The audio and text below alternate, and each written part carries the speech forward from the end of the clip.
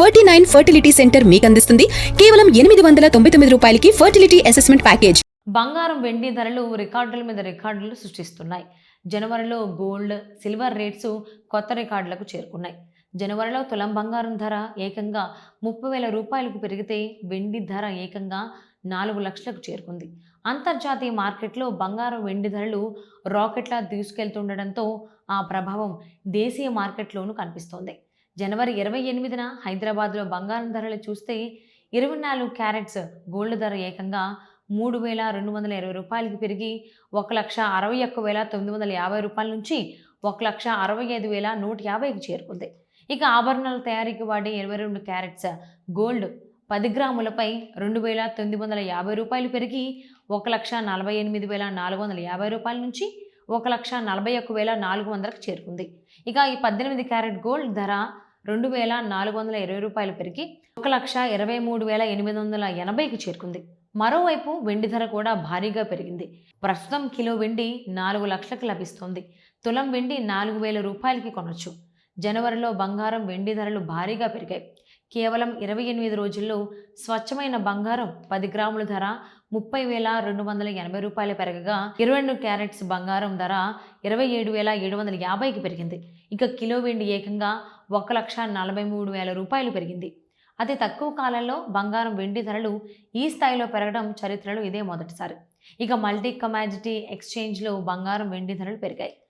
Gold ఫిబ్రవరి futures 2.06% అంటే 3,250 రూపాయలు పెరిగి 1,60,949 రూపాయల ధరలో ట్రేడ్ అవుతుండగా సిల్వర్ మార్చ్ ఫ్యూచర్స్ 3.82% అంటే 13,321 రూపాయలు పెరిగి 3,69,621 రూపాయల ధరలో ట్రేడ్ అవుతుంది.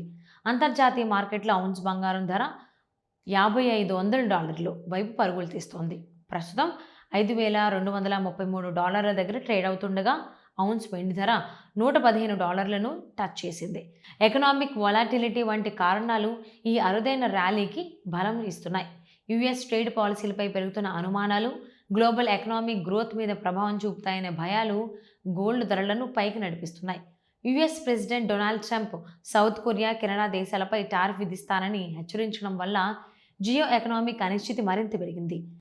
ఇండియా యుఎస్ ట్రేడ్ డీల్ గురించి ఇంకా స్పష్టత రాలేదు. ప్రపంచ కారణాలకే కాకుండా జనవరి 28న ఫెడరల్ రిజర్వ్ ప్రకటించబోయే పాలసీ నిర్ణయంపై ఇన్వెస్టర్లు ఎదురుచూస్తున్నారు. రాయిటర్స్ తెలిపిన వివరాల ప్రకారం జనవరిలో యుఎస్ కన్జ్యూమర్ కాన్ఫిడెన్స్ గత 11 సంవత్సరాల్లో కనిష్ట స్థాయికి పడిపోయింది.